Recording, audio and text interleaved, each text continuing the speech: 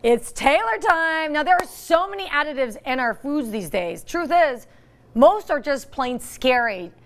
Did you know that chemicals used in weed killers, flame retardants, and sunscreens are very common in your daily food products that you eat and feed your children? Crazy. Well, Dr. Marcy Bothwell is here to break down the top 9 scariest additives found in your everyday foods. Welcome, Marcy. Hey, hello. I think this is so important. When our viewers hear this, you're going to go el natural. Oh, I want everyone to know, and the thing is, there are substitutes. You do not have to consume these products. They're preservatives, substitutes, fillers. Well, the first ones we want to talk about are the sugar substitutes.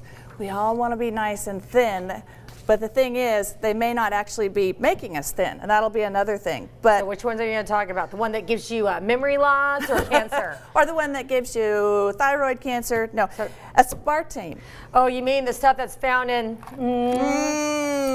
I'm going to have to take that away from you. Yeah, if they're in diet sodas. I will tell you, when I drink diet sodas that have that chemical, my brain is not as sharp. I have like the synapses don't fire in the brain. I don't know what it is, but they say it causes problems. The FDA has said, and they've had many, many reports on headaches, dizziness, and even seizures. Now, those are for when you consume an enormous amount. What they say is 10 milligrams per kilogram per day is okay. And that ends up being 24 cans. No, but you're getting it in sugar-free chewing gum, sugar-free candy, diet anything, diet sodas, diet everything. You don't know where it is, and it's everywhere. And in fact, one of the commercial products that shall not be named has got 2 of them in there, not just one. Because they're going to get you both ways. Okay, go ahead. Yeah, well, we have the ascorbate, potassium. You know, you read these labels and you're like, what's that? What's that? Tell them what that is. Well, that's another sugar substitute. It's about 200 times more powerful than sugar,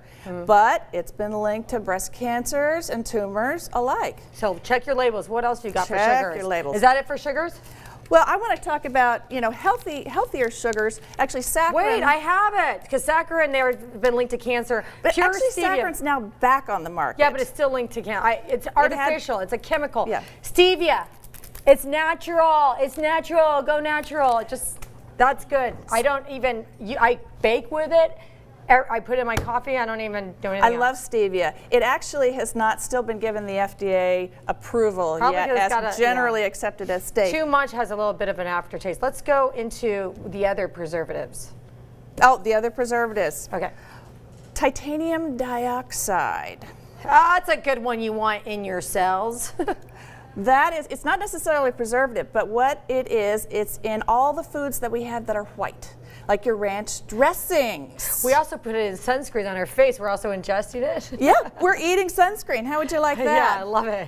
But the whole thing is we want our foods to look perfect. So they do that. And they what do foods? That. Tell us what foods. Well, it's in the yogurts. It's in the ranch dressings, things like that. Yeah. All the things that they want to look perfectly white. Okay. Fabulous. Well, guess what your organs look like inside? Fabulous. But what I want to say is, why do we have to have foods that look so perfect? This is a pretty ugly papaya, but you know what? I think it probably tastes pretty good. That's true. Natural foods. Everything we're eating is getting too perfect, and we're having to make it too white, or the red dyes too red. The wax to make the fruit look. Let's stick to our preservatives, because we don't need the wax on our fruit to be shiny and pretty. We want it to taste good. No pesticides, no preservatives. Go back into more. Glycophosphate. They use it as a herbicide on your soy products and in the field, but the thing is, those plants absorb it. Yeah. And then when they absorb it, you eat it. So you're eating the pesticide. And some of these chemicals, folks, they permeate your cell membranes and they stay in your system forever. So they go into the fats. And you could even pass it down to your offspring. Let's talk about more. Butylated hydroxyanisole. Try to find that one on the label. I can't even say it, but where do we find that? That's actually another one used as a preservative. And it's what found foods? in fats and oils and fats and oil products. So stick to extra virgin olive oil, the real deal. Stick to coconut oil. And there's Coconut lots oil is wonderful, and it's Yeah. wonderful to cook with. Right, and it's a saturated fatty acid, but it's a different amino chain, so your body doesn't assimilate it the same way as it would like a cholesterol meat fat. No, coconut oil is one of the best Yeah. oils you can cook with. It is. Okay. What else? Enter esterified fat, because we have so loved the trans fats, because Yeah. frankly, they taste good. They give us that comfort feeling. And so we push to have more of those in our diet, and this is what they came up with. And this stuff causes your HDL and LDL cholesterol to switch. Your LDLs go up, again, just like the trans fats, and it's just not a good So substitute. it's unhealthy, and it's a good chance you'll have some kind of heart disease with that one, and you'll get fat. What Okay. else you got? The worst one of all, castoreum. Why is it the worst one? Explain to the viewers. I have never, it is in vanilla and raspberry flavoring, and it kind of goes under the natural flavorings. And do you know where that's from? Weed killers? No, I don't know where. No, I would prefer the weed killers. It's from beaver anal gland juice. Ooh, you want some beaver a-hole juice? Bleh.